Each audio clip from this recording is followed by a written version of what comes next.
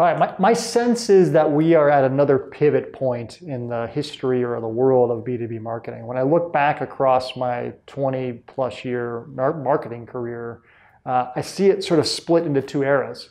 Sort of era one is that period from about 99 to 2008, somewhere in there.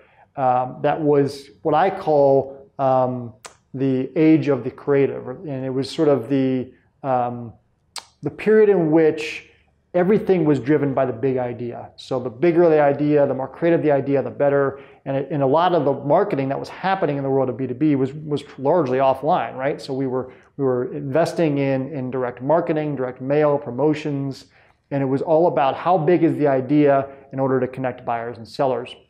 But this was also what I would consider would be the era, Web 1.0. So the Great Recession sort of marks the transition from era one to era two, although it's really just a bit of a sideshow in the grand scheme of the transition itself. But that moment in time, that 2008, 2009 time period is when I think everyone really looked at the marketplace and saw all the changes in consumer behavior.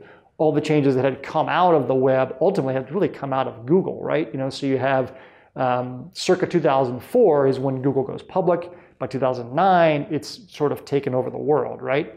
SEOs are people, SERPs are a thing, content management is cheap or free, web analytics is cheap or free, automation is now viable and usable, CRM is in the cloud. I mean, so everything sort of comes together at the same point in time to create what I'm calling era two, which is the rise of the scientists. And that is where we've been the last 10 years. I feel like the last 10 years, we've been so deeply engrossed in the science of marketing that we spend all of our time and energy talking about that. So whether it's talking about lead scoring, lead nurturing, MQLs, SRLs, that's where all the energy has gone. And what we found ourselves in as a culture of B2B marketers is this endless conversation about very minute pieces of data.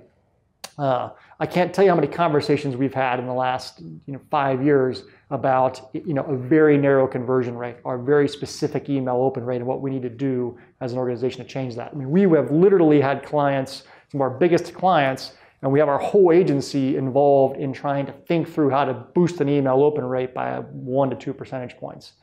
I just don't see that as healthy. So we're at a pivot moment. We're going to be entering this third era. So we had the age of the artists, we had the rise of the scientists, and I feel like it was a giant pendulum that swung from here to here, and now we're going to pull that pendulum back to the middle. So for the next 10 years, we're going to really be focused on what I'm calling the marriage of art and science, and it's really, the marketers that I see that are going to win in the decade ahead are the ones that use data to unlock big insights, but then use art and creativity to make those really compelling and really interesting.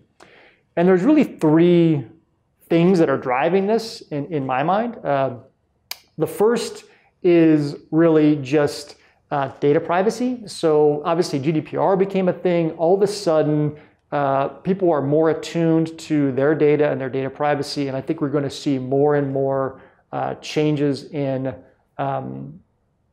data laws, sort of both in the US and in other markets, which really ultimately is going to pry away some of the data that we as marketers have become used to. The data that we're getting out of YouTube or Libsyn or Blueberry or those types of platforms that are not owned is just not as effective as the data we're getting out of the owned platforms.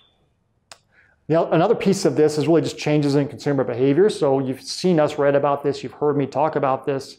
It's that transition from what I call lean in content to lean back content. So people are consuming less long form articles, more short form videos and audio files.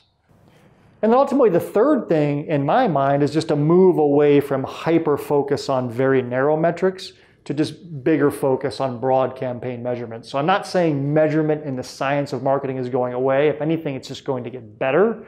My point is that what I want to see us doing in the next 10 years is really just looking holistically at the big picture and not getting too myopic about, is email marketing working? Is social media marketing? Just saying all this stuff together, how did that campaign perform? And ultimately, that's really all that matters.